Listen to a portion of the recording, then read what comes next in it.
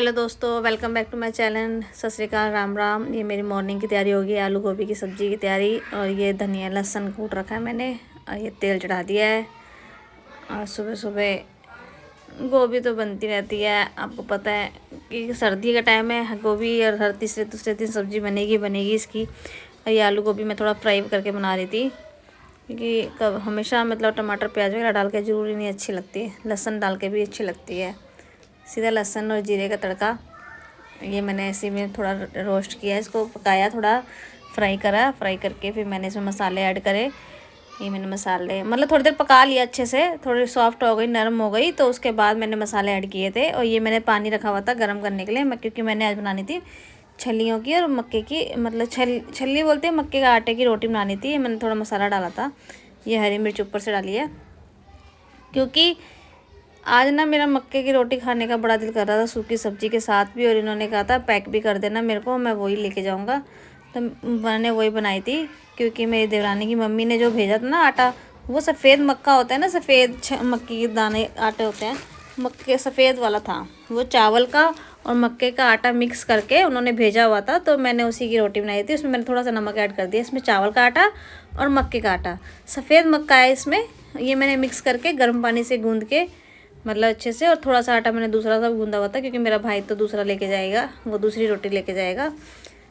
ये इन्होंने ये वाली रोटी लेके जानी थी, इसलिए मैंने दोनों ही आटा मतलब रोटियाँ बनाई थी सुबह। बच्चे आज गए नहीं थे, क्योंकि मैं मॉर्निंग में आज लेट हो गई थी, और फिर उनका गेट बंद हो जाता है, तो उस वजह से थोड़ी वंशु की भी ना फीवर खांसी बहुत हो रही थी रात को, तो मैंने उठाया नहीं। मैंने कहा दवाई लाऊंगी और उसके बाद मतलब अगले दिन भेजूंगी, तो इसलिए मैंने वंशु को भेजा नहीं था, खांसी बहुत ज़्यादा हो रही थी रात को। और ये मैं रोटी बना रही थी मक्के की। ये देखो, मुझे मक्के की रोटी मतलब सर्दियों में बहुत अच्छी लगती है, गुड़ के साथ भी, घी के साथ भी। और इसको ना थोड़ा थोड़ा आटा गूंदते हैं, इसको पूरा आटा नहीं गूंदते, एक दो रोटी के अलावा ज़्यादा आटा नहीं गूंदना चाहिए, क्योंकि ये पानी मतलब ढीला होने लग जाता है, सॉफ्ट की बजाय ढीला। जितनी बने उतनी ही मतलब साथ के साथ आटा गूंदते रहो और फुलके बनाते रहो। गर्म पानी से इसलिए गूंदते हैं क्योंकि ये सॉफ्ट हो जाता है और इसकी रोटी टूटती नहीं है। और इसमें तो वैसे भी चावल का आटा है थोड़ा, तो ये वैसे भी और बड़ी अच्छी लगती है। मैंने मतलब 5-6 रोटी बनाई थी, इसके पापा ले भी गए थे, और ब्रेकफास्ट भी हमने इसी से किया था। और इस साइड में छोटी सब्जी छोंक लगा के मसाला वसाला डाल के मैंने छोटी गैस पे रख दिया था, वो पकती रही, इधर रोटी मेरी तैयार हो गई। ये देखो ऐसे आटा गूंदते हैं इसका, गूंदते रहो जब तक अच्छे से डो अपने आप ही तैयार ना हो जाए ना, तब तक गूंदते रहो अच्छे से। ये देखो थोड़ा थोड़ा गूंदो, थोड़ा थोड़ा एक एक दो दो रोटी का उस हिसाब से बनाते जाओ। ये देखो बन गया ना। बनाने में भी बड़ी जल्दी बनती है ये, आसानी से। मुझे तो बनाना मतलब अच्छा लगता है और खिलाना भी। और गुड़ के साथ रात को मतलब अच्छी लगती है रोटी ये देखो, ये चूल्हे की तरह फूल जाती है, जैसे चूल्हे फूलती है ना, चूल्हे का स्वाद अलग ही होता है। ये मेरा ब्रेकफास्ट हो रहा था, फिर उसके बाद मैं सदर जाने की तैयारी हो गई थी। ये मेरी वंशु बैठी हुई है, इसको देखो तबीयत ठीक नहीं है इसकी। फिर मैंने सदर गई, ये सदर बस स्टैंड तक पहुंचने का रास्ता। सदर में भी ऐसा लगता है अटेंडेंस लगानी होती है मुझे डेली। कभी होता है बाय चांस कि नहीं जाना होता। आज मैं शायद कल का सामान भी इकट्ठा ले आऊँगी, जो मुझे कल जाना ना पड़े, क्योंकि ठंड ज़्यादा हो रही है दिन पर दिन, और बार बार सुबह सुबह मन नहीं करता ठंड में जाना, तो मैं 2 दिन का स्टॉक ले आऊँगी इकट्ठा। ये फिर बस में जाके उतरे, मैंने फिर रोड पार किया जाके, और फिर गए हम सदर के अंदर गदर मचाने। गदर तो लोगों ने मचा रखा है। कहते हैं जगह गंदी नहीं होती, लोग गंदे होते हैं। जगह कहीं भी गंदी नहीं होती, लोग वहाँ के गंदे होते तो गंदगी फैलती है। अगर लोग ही सही रहेंगे तो गंदगी कहीं नहीं होती। ये देखो सदर, बारिश के टाइम पर तो मैं दिखा ही नहीं पाऊँगी शायद, क्योंकि इस बारिश में तो बहुत ज़्यादा गंदगी होती है यहाँ पे, बहुत ज़्यादा जब बारिश होती है तो।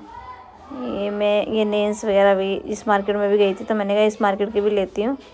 ये मटका गली है। फिर मैंने अपना स्टॉक लेके ई रिक्शा कर लिया था। ई रिक्शा करने के बाद फिर ये देखो गली गली में मतलब मार्केट ही मार्केट है सदर के अंदर।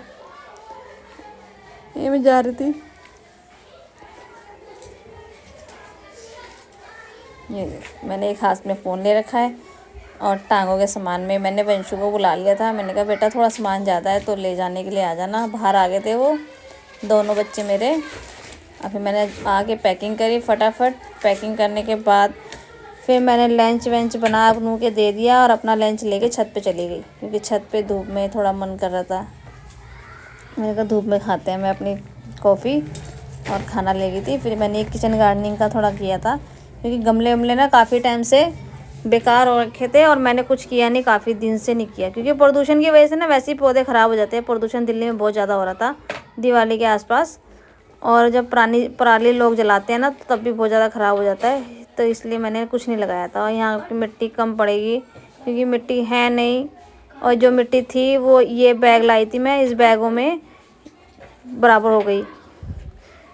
तो मैंने इसलिए इसमें लगाया है मैंने साग, धनिया, सरसों का साग, धनिया, मूली वगैरह सब लगाई है। ये बैग लाई थी मैं, और इसमें मैंने खाद भी डाली है, नीम वाली खाद डाली। ये वाली देखो, ये खाद के पैकेट वाली लाई थी और ये डाली है मैंने अपने देवर से वहाँ से पौधे के बीज मंगाए थे, धनिया वनिया के, पालक के, मूली के। तो उन्होंने ला के दिए थे, तो मैंने थोड़ा थोड़ा लगा देती हूँ। धनिया तो हम लगा ही लेते हैं, धनिया थोड़ा बहुत अपना हो ही जाता है। ये बैग लाई थी इस बार मैं चौड़े चौड़े, क्योंकि इसमें अच्छी हो जाते हैं। फिर मैंने इनमें मूली और शलगम वगैरह लगाए, और फिर उसके बाद थोड़ा धनिया भी लगाया एक दूसरे में। ये देखो, ये मैंने खाद से प्रॉपर ढक दिए। जब ये लगेंगे ना, और ये मेरे गमले खाली रह गए थे, इनके लिए मुझे मिट्टी लानी है। प्लीज़ सब्सक्राइब करें।